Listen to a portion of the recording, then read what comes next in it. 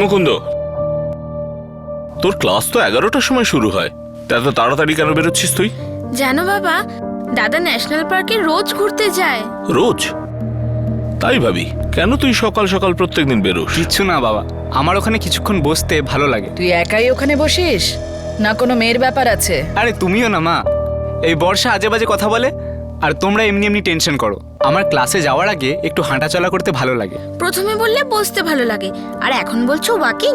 দাদা আমায় বলো, তোমার ক্লাস তো ওই দিকে না, স্টেশনের কাছে, তাহলে তুমি এত দূরে ন্যাশনাল পার্কে কেন যাও? হ্যাঁ মা, এই ঠাকুমাকে বলো একটু পড়াশোনা করতে, আর না হলে বাড়ির কাজে একটু হাত লাগাতে। হাট।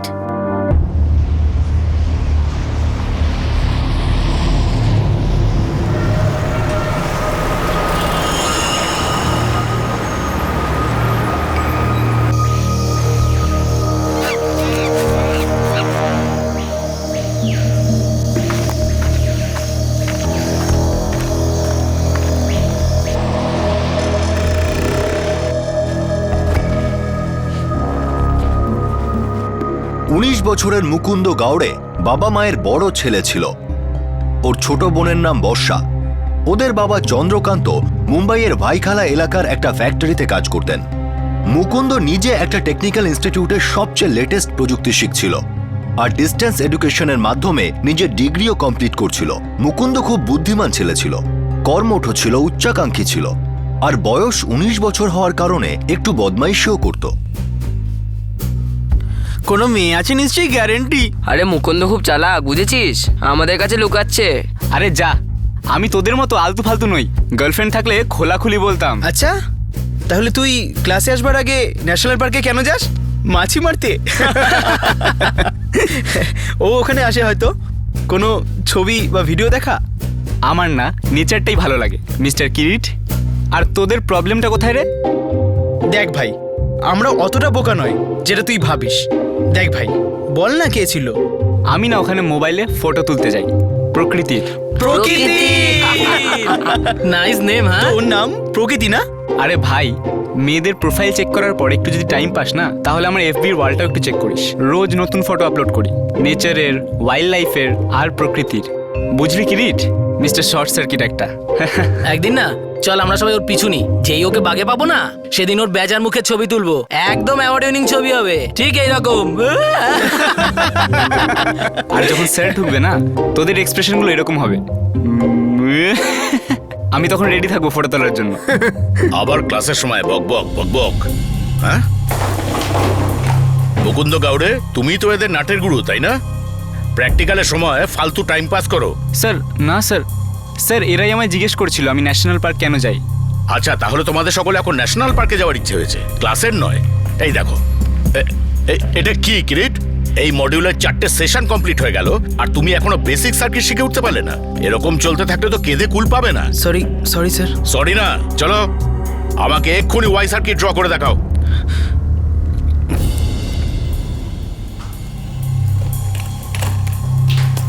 কি হয়েছে ওখানে? কিসের জন্য অপেক্ষা করছো? Y circuit, simple Y circuit. Sorry sir, আমি জানি না। কেন মা বাপের কষ্টের টাকাটা উড়াচ্ছ? ডিপ্লোমা তো তুমি পাবেই না, আর যদি কোনো মতে পেয়েও যাও তাহলে তুমি একটা জিরো, বিগ জিরো।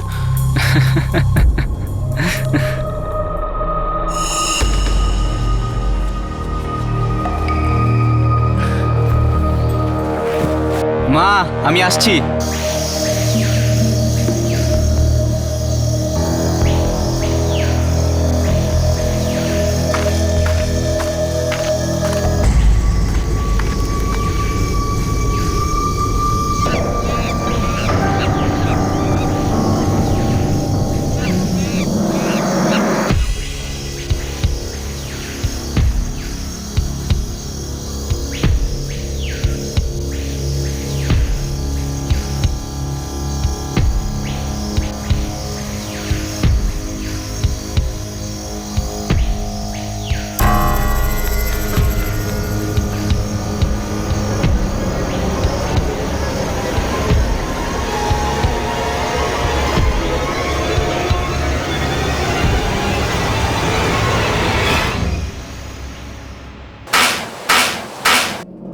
হ্যালো বাবা, অনেকক্ষণ ধরে দাদার ফোন বন্ধ বলছে।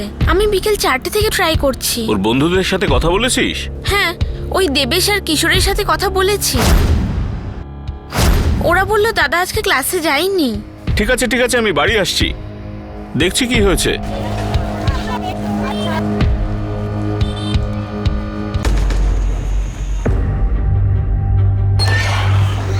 স্যার, সিম কার্ড হ্যান্ডসেট থেকে বার করা হয়েছে, তাই জন্য লোকেশন ট্র্যাক করতে অসুবিধা হচ্ছে।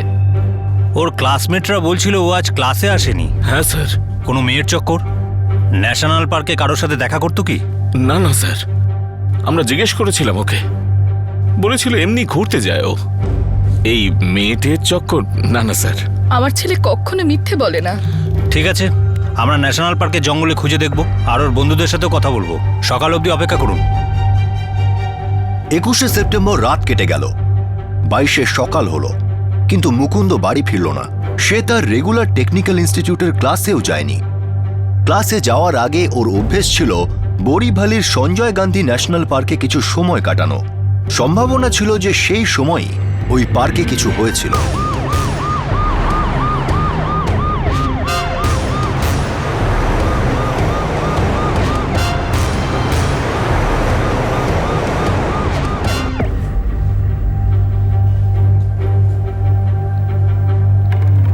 স্যার, যতদূর আমার মনে পড়ে মুকুন্দ কোনোদিনও একটা ক্লাসও ফাঁকি দেয়নি। আমারও সেরকম কিছু মনে পড়ছে না স্যার। আমাদের কোর্স তো মাত্র 1 বছরের, তাই আমরা সবকটা ক্লাস অ্যাটেন্ড করার পুরো চেষ্টা করি স্যার। ন্যাশনাল পার্কে রোজ যেত কেন? জানি না স্যার, কখনো ঠিক করে বলতেও না আমাদের। কখনো বলতো ঘুরতে, আবার কখনো ছবি তুলতে। কখনো অন্য কাউকে কিছু বলেছে প্রাইভেটে? No sir. না স্যার। আগে হ্যাঁ, আমি ওদের টিচার, আর মোবাইল রিপেয়ারিং এর সবকটা মেইন লেকচার আমিই দিই। আচ্ছা, গত কয়েকদিনের মধ্যে আপনার কিছু অস্বাভাবিক মনে হয়েছিল মুকুন্দর ব্যাপারে বা অন্য স্টুডেন্টসদের ব্যাপারে? আসলে ওরা বাচ্চা তো একটু একটু দুষ্টুমি তো করবেই। হ্যাঁ, আর ওই মুকুন্দ একটু বেশি দুষ্টুমি করতো, কিন্তু পড়াশোনায় খুব ভালো ছিল। আচ্ছা, মুকুন্দর সাথে অন্য কোনো স্টুডেন্টের কি কোনো ঝামেলা হয়েছিল এই কয়েকদিনের মধ্যে? সেটা তো আমি জানি না, আর আমার তো মনে হয় না এরকম কিছু হয়েছে বলে। আরে স্যার, আমি কতবার বলেছি যে আমার ছেলে মুকুন্দর সঙ্গে কোনো মেয়ের চক্কর নেই। আমি রাগাতাম দাদাকে গার্লফ্রেন্ড নিয়ে। যদি থাকতো তাহলেও নিশ্চয়ই বলতো। দাদা খুব খোলা মনের ছিল স্যার। আমরা সব রকম চেষ্টা করছি, কিন্তু এখনো পর্যন্ত আমরা কোনো সূত্র পাইনি। যে মুহূর্তে আমরা কিছু জানতে পারবো আপনাদের সাথে কন্ট্যাক্ট করব। ততক্ষণ আপনারা একটু ধৈর্য ধরুন।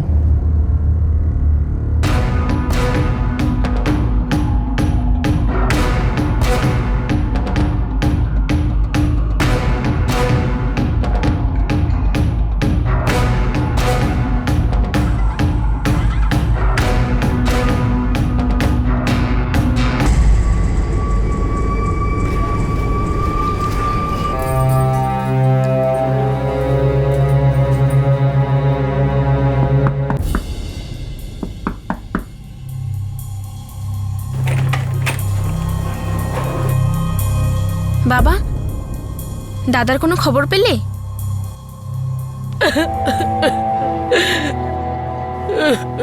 শোনো রাজলক্ষ্মী, সামলাও নিজেকে। এমন করে হঠাৎ আমার ছেলেটা হারিয়ে গেল, কোথায় যেতে পারে? পুলিশ কি বলছিল বলো না। কিছুই তো বলছে না, আর বলার মতো তো কিছু নেই ওদের কাছে।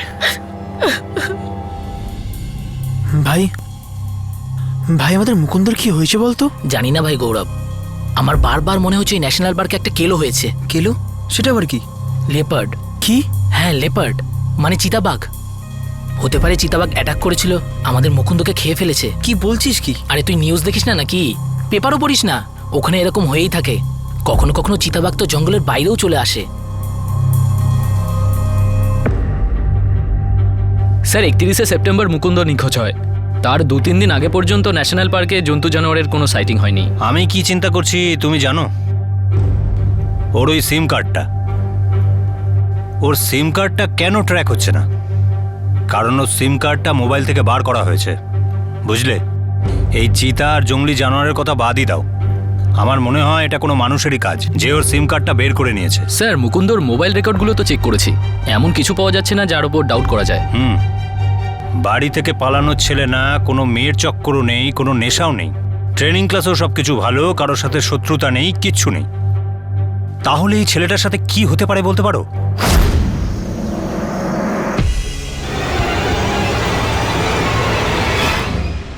একুশে সেপ্টেম্বর নিখোঁজ হওয়ার পুরো 11 দিন পরেও পুলিশ এই কেসের কোনো ব্রেক থ্রু পায়নি।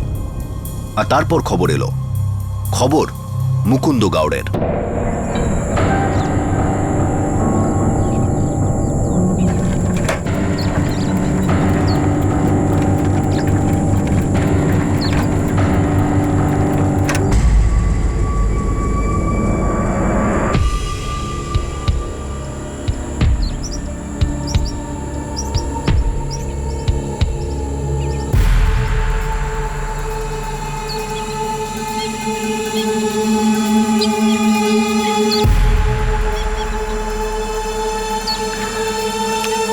হ্যালো স্যার, আমি সাইকেল নিয়ে বাড়ি ফিরছিলাম, তখনই আমি দেখতে পেলাম। মনে হচ্ছে আমাদের জঙ্গলের কোনো জন্তু জানোয়ারই একে খেয়েছে। শরীরের ওপরে পুরো অংশটাই খেয়ে নিয়েছে। কদম, প্যান্টের পকেটটা দেখ।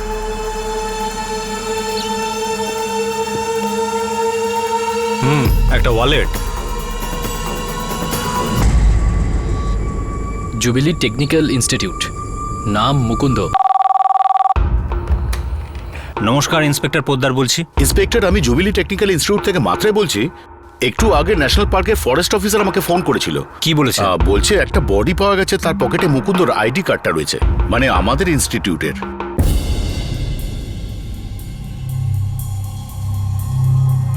স্যার বলছিল নাকি অর্ধেক বডি পাওয়া গেছে, বাকিটা?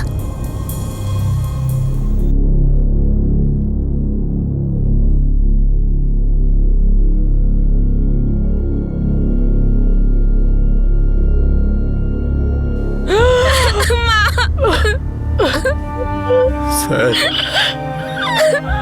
আমি আমার ছেলের মুখটা দেখতে চাই। আপনি মুখটা দেখতে পাবেন না।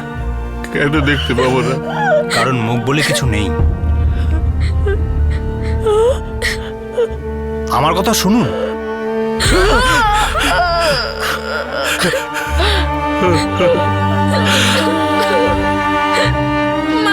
সামলান, তাড়াতাড়ি ডাক্তার ডাকুন, তাড়াতাড়ি, তাড়াতাড়ি তাড়াতাড়ি তাড়াতাড়ি।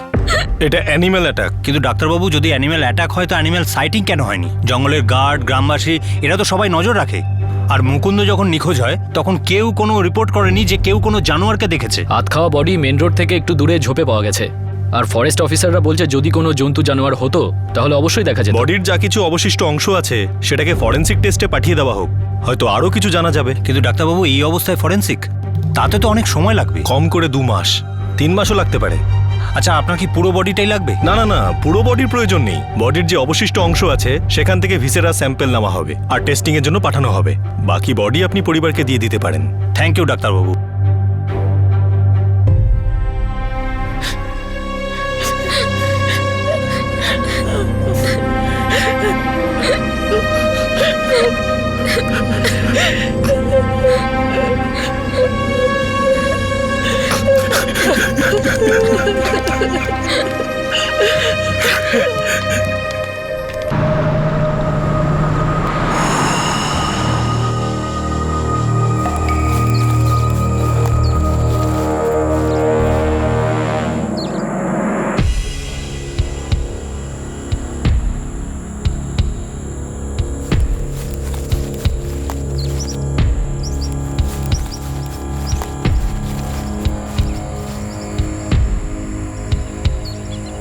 ছেলেটার প্যান্টের পকেট থেকে আমরা মানিব্যাগটা ছেঁড়া অবস্থায় পেয়েছি, কিন্তু কুলকার্নি ওর মোবাইলের কোনো অংশ পেলাম না।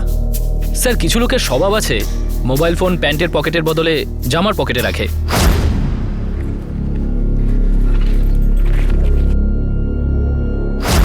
হয়তো অ্যানিম্যাল অ্যাটাকটাই হয়েছে। এছাড়া আর কি হতে পারে?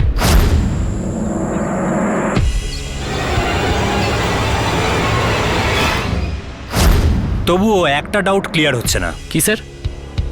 আমরা অনেক দিন পর্যন্ত ছেলেটাকে খুঁজে পাইনি, তাই ওর বডিটাও পাইনি। আর লোকেশনটা এই জন্য পাইনি কারণ সিম কার্ডটা পাইনি। তাহলে কি সিম কার্ডটা এই জন্য বার করা হয়েছিল যাতে আমরা ওখানে পৌঁছতে না পারি জেনে শুনে? যদি জেনে শুনে করে থাকে তাহলে স্যার ফরেন্সিক রিপোর্টের জন্য অপেক্ষা করতে হবে। আর তাতে যদি অ্যানিমেল অ্যাটাক প্রমাণিত না হয়, তার মানে আমাদের কাছে কোনো জোরালো কেস আছে।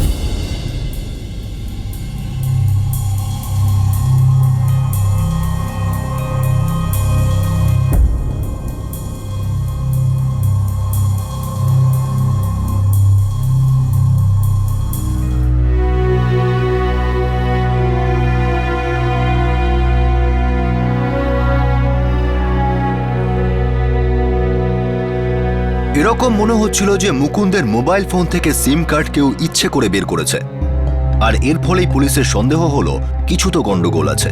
পুলিশ ভিসরা অ্যানালিসিস রিপোর্টের জন্য ভীষণভাবে ওয়েট করছিল, যা পুরো 3 মাস পর এলো।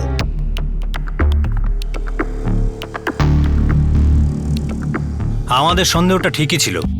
কি লেখা আছে রিপোর্টে স্যার? বডিটা জানোয়ার খেয়েছে ঠিকই, কিন্তু মৃত্যুটা তার অনেক আগে হয়েছে।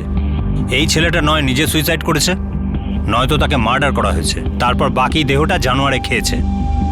স্যার ছেলেটা তো হাসি খুশি ছিল, সবার সাথে ভালো ব্যবহার করতো, তাহলে সুইসাইড কেন করবে? এটাই তো, নিঃসন্দেহে এটা মার্ডার।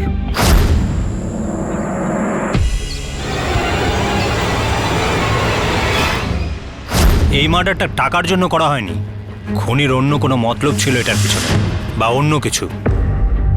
কোনো চান্সই নেই স্যার, আমাদের মধ্যে এরকম ঝগড়া টগড়া কোনোদিনই হয়নি। একটু আধটু পেছনে লাগা হতো, এই আর কি।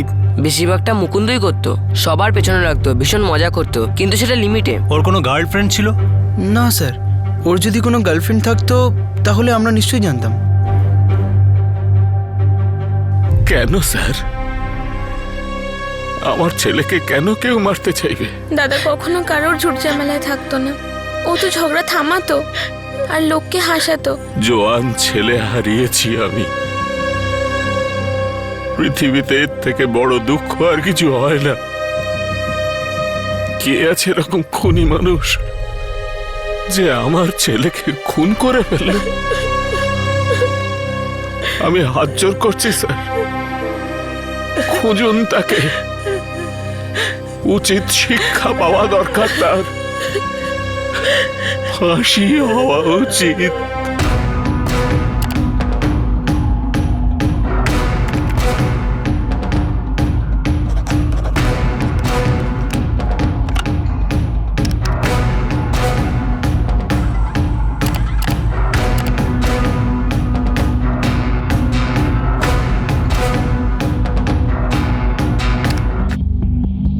স্যার এখনো কিছু জানতে পারিনি। কুলকার্নি কিছু না কিছু তো থাকবেই। স্যার মুকুন্দর যে হ্যান্ডসেটটা ছিল তার ডিটেল আমি ওটা ওর বোন বর্ষার থেকে নিয়ে নিয়েছি, তার থেকে কিছু জানা যেতে পারে। হতে পারে খুনি নিজে ফোনটা ব্যবহার করছে, বেচে দিয়েছে, বা অন্য কেউ ব্যবহার করছে। এক্সেলেন্ট, একটা কাজ করো, এই হ্যান্ডসেটটাকে ট্র্যাকিং এ দিয়ে দাও। এই হ্যান্ডসেটের ডিটেল সব সার্ভিস প্রোভাইডারকে দিয়ে দাও। Okay sir. তাদের স্পেশালি রিকোয়েস্ট করো এটাকে ট্র্যাক করতে আমাদের সাহায্য করতে। যদি কেউ এই হ্যান্ডসেটের নতুন সিম কার্ড লাগিয়ে অ্যাক্টিভেট করতে চায় তো জানবে আমাদের কেসও সঙ্গে সঙ্গে অ্যাক্টিভেট হয়ে যাবে। আমার যে করেই হোক একটা ব্রেক থ্রু দরকার। খুন হয়েছিল মানে এর কোনো কারণও ছিল। কারো হয়তো মুকুন্দের খুনের ফলে লাভ হয়েছিল, অথবা সে শান্তি পেয়েছিল। পুলিশ ওর হ্যান্ডসেটটার উপর টপ প্রায়োরিটিতে নজরদারি চালাচ্ছিল। তাদের কাছে এটাই একটা চান্স। যদি ওই হ্যান্ডসেটটা অ্যাক্টিভেট হতো তাহলে এই কেসটা এগোতে পারত। দিনের পর দিন গেল, মাসের পর মাস, কিন্তু এই হ্যান্ডসেটটার কোনো খবর ছিল না। এমন মনে হচ্ছিল যেন অবশেষে এই কেসটার ফাইল সলভ না হয়েই বন্ধ হয়ে যাবে। কিন্তু 2012 মে মাসে মুকুন্দ খুন হওয়ার পুরো 8 মাস পর এই কেস একটা মেজর ব্রেক থ্রু পেল।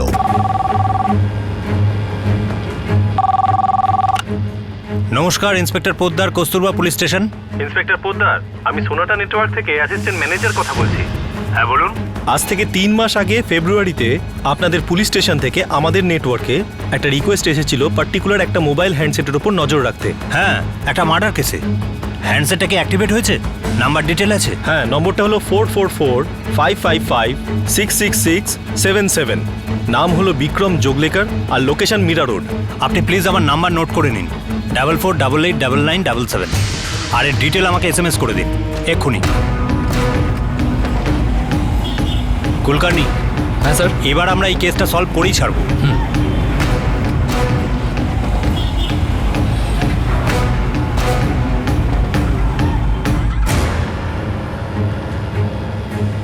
হ্যাঁ স্যার, এই অ্যাড্রেসটা আমারই, আর এই সিম কার্ডের নাম্বারটা যেটা হলো 444555667, এটা আমার দোকান থেকে ইস্যু হয়েছিল। কিন্তু স্যার আমি বিক্রম নই, আমার নাম সন্দীপ রানে। তাহলে এই বিক্রম যোগলেকার কে? স্যার ও আমার বন্ধু, ওর একটা সিম কার্ডের দরকার ছিল কিন্তু ওর অ্যাড্রেস প্রুফ ছিল না, আর সেই জন্যই আমার অ্যাড্রেসে আমি ওকে একটা সিম কার্ড দিয়েছিলাম। তোর এই বন্ধু বিক্রম যোগলেকার, এক্ষুনি ওকে ফোন করে এখানে আসতে বল, বল আর্জেন্ট আছে।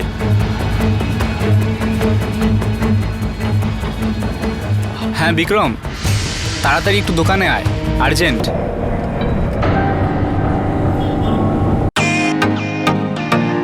Welcome to Bitan world, how may I assist you? নতুন ফ্ল্যাটের জন্য একটা স্ট্যান্ড ফ্যান আর কুলার নেব। এই পচা গরম থেকে একটু স্বস্তি চাই। বাজার চলতে সব ব্র্যান্ড আর ভরসাযোগ্য নয়। তার জন্য তো আমাদের ফ্যান আছে, all purpose bullet table fan, ceiling fan. আমাদের সিলিং ফ্যান কিন্তু 30 মাসের ওয়ারেন্টি সহ পাওয়া যায়।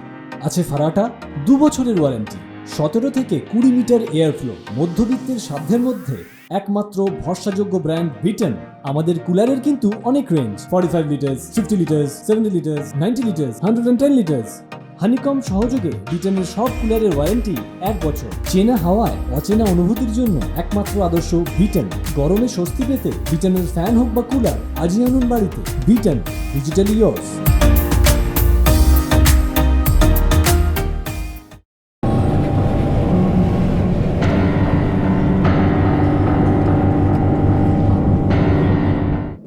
বিক্রম যোগলেকর?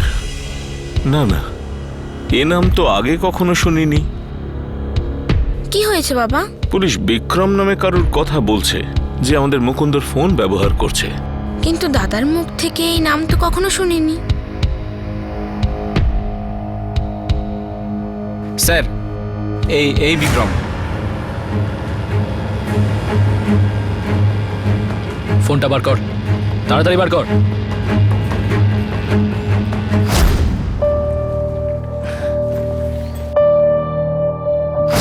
তোর মুকুন্দর সাথে কিসের কানেকশন? কে মুকুন্দ স্যার?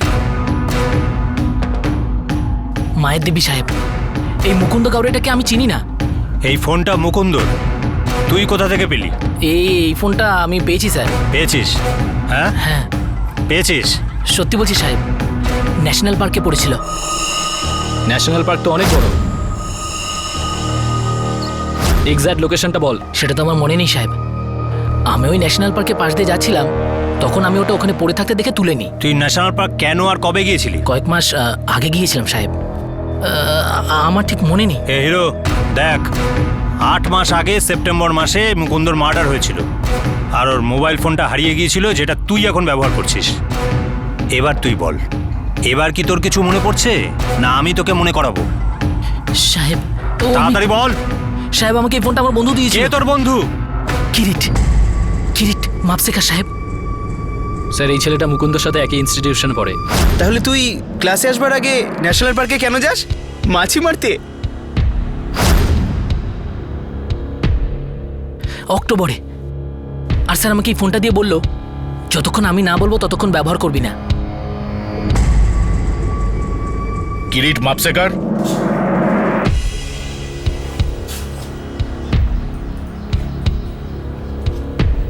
কিরিট, মুকুন্দর সাথে তোর কিসের শত্রুতা ছিল বল, যে তুই ওকে প্রাণে মেরে দিলি?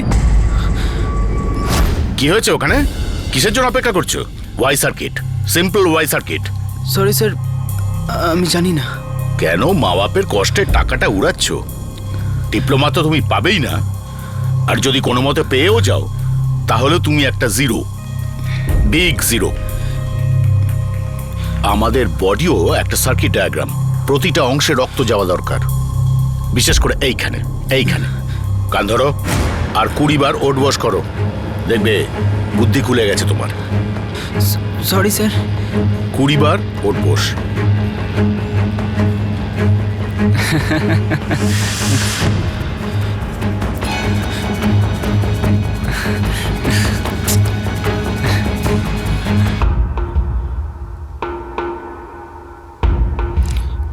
আরো 20টা।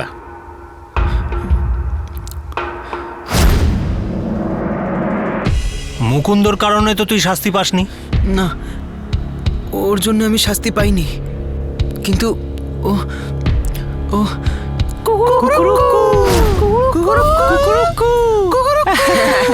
এখনো তো 20 বার বাকি আছে।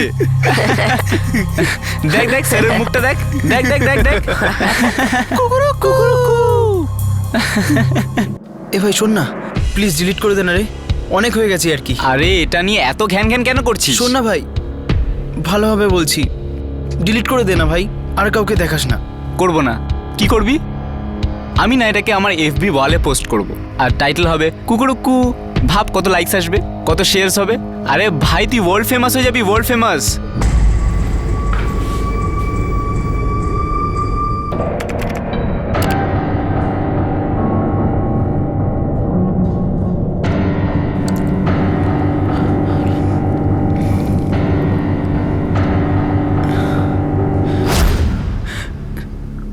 ও টর্চার করছিল স্যার।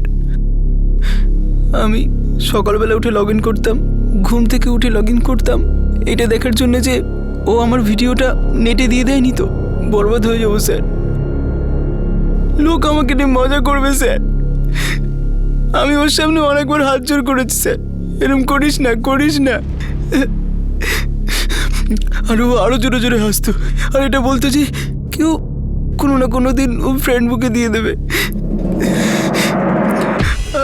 আমি ভয় পেতে থাকলাম, ভয় বাড়তে লাগলো, আর আমি ঠিক করে নিলাম যে করে হোক ওকে বন্ধ করেই ছাড়বো।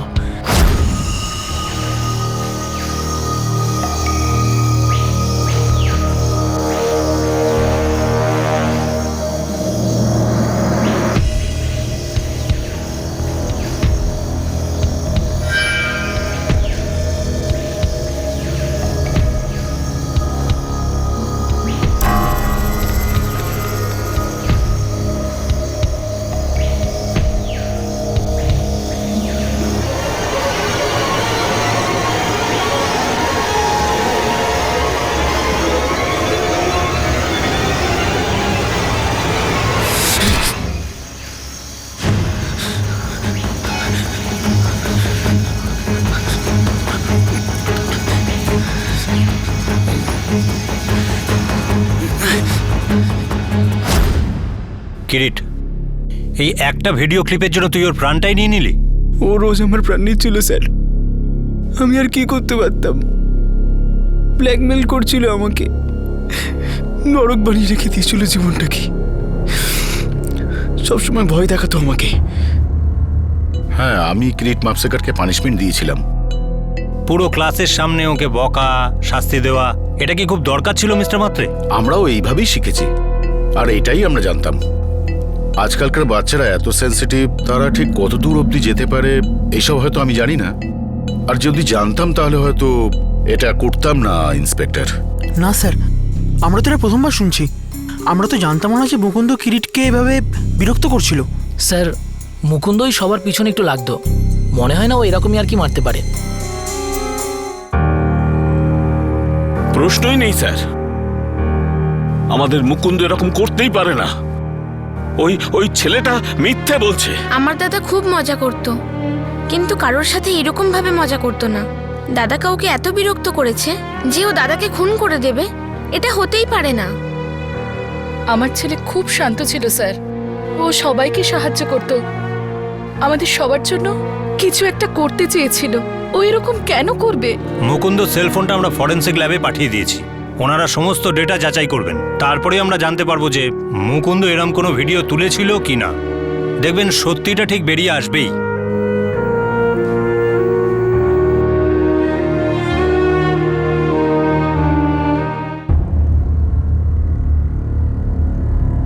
কিরিট মাপশেখারের কোনো পাস্ট ক্রিমিনাল রেকর্ড ছিল না।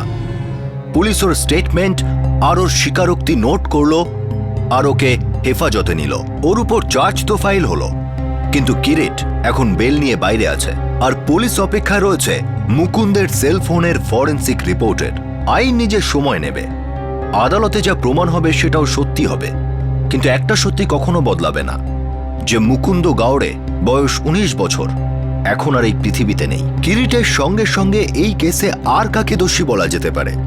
মোবাইল ফোনে ভিডিও তোলার সুবিধাকে, না এই সোশ্যাল নেটওয়ার্কিং সাইটগুলোকে? ইংরেজিতে একটা কথা আছে, ডোন্ট শুট দ্য মেসেঞ্জার, যার অর্থ হলো যে সত্যিটা যে সবার সামনে আনে তাকে মেরে কোনো লাভ নেই।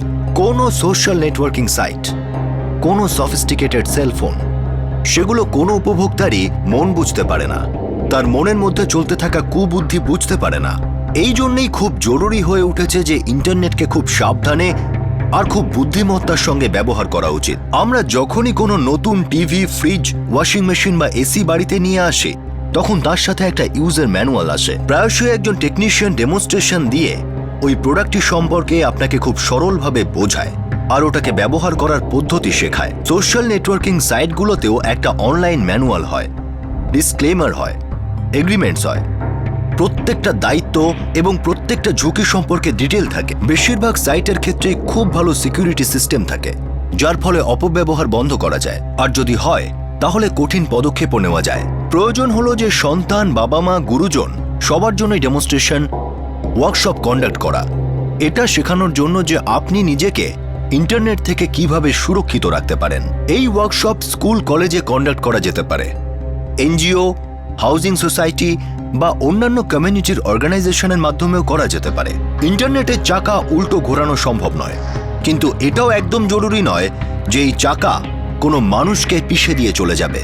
আপনাদের সাথে আবার দেখা হবে ক্রাইম পেট্রোল দস্তকের আরও একটা নতুন এপিসোডে।